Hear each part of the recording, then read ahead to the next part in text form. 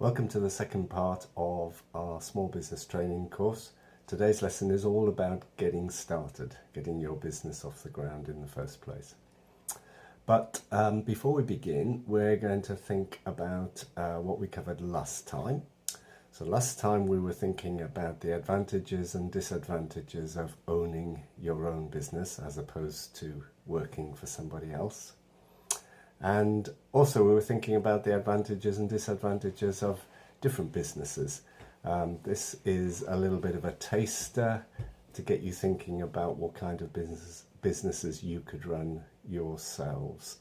And then the final thing that we did last time was to get you to select a business that you could do, select something that you think you could do as a new business. So this week we're going to be thinking about how we get things going, and we're going to cover a few things. So first of all, we're going to cover starting small. We're going to think about calculating the cost of setting up a new business. Going to think about whether a sales type of business or a service type of business is the best business for you. And then finally, we're going to think about putting all of those things together and asking ourselves the question, is the business that I'm thinking about actually feasible? Will it work?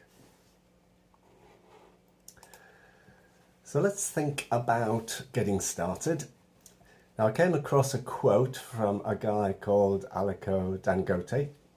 Now, apologies if I haven't pronounced that name correctly. He apparently is the wealthiest man in Africa. He's a Nigerian gentleman. But he said, to build a successful business, you must start small and dream big. And I like that. And thinking about some of the big businesses that are around the world even, a lot of them started small. Even companies like Microsoft started in a garage, and Amazon again started much smaller than it is now. So there's no shame in thinking small in terms of starting your own business, even though you might want it to grow and you might be wanting to have big dreams about where the business will go, or where you want the business to go. I think the real important thing is, when you're getting going, is to be realistic about how you're going to start. Be realistic about what kind of things you need to do, or the things that you need to get started. So let's just think about that in a little bit more detail now. So a few questions for you to think about. So thinking about the businesses that you may have already chosen, the kind of businesses that you want to do, ask yourself, what things do you already have? What equipment perhaps you already have? Perhaps if you want to have a business that fixes things, you may already have some tools. So in other words, you may already have some of the things that you need, or you may already have all of the things you need to get your business going. The chances are, though, that most people would need to acquire some things, would need to buy some things to get their business started. Again, this could be equipment, or if it's a selling sort of a business, it might be initial stock to sell.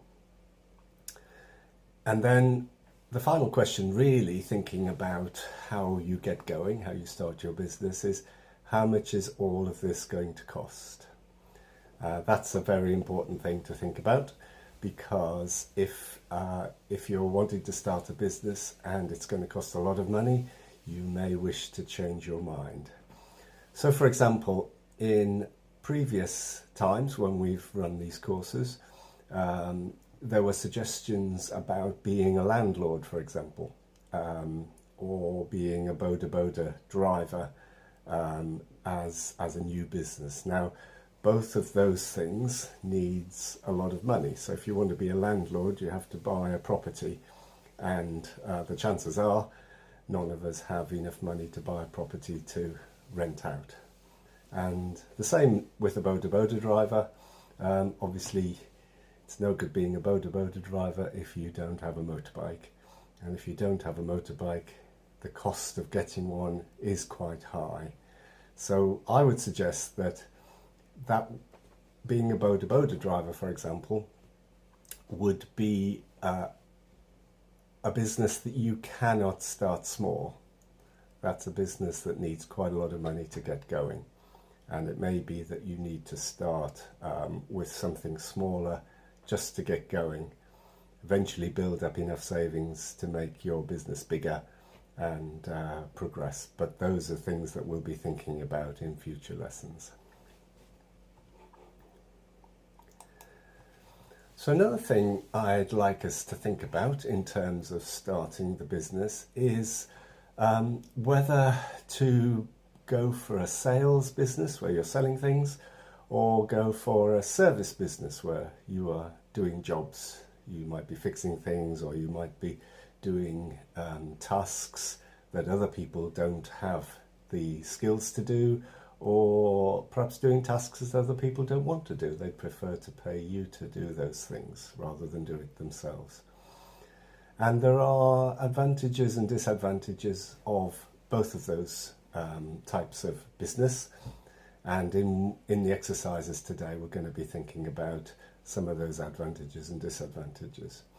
But in terms of thinking about whether the business you want to do is going to be a service business or it's going to be a sales business, you might want to think about what skills you already have.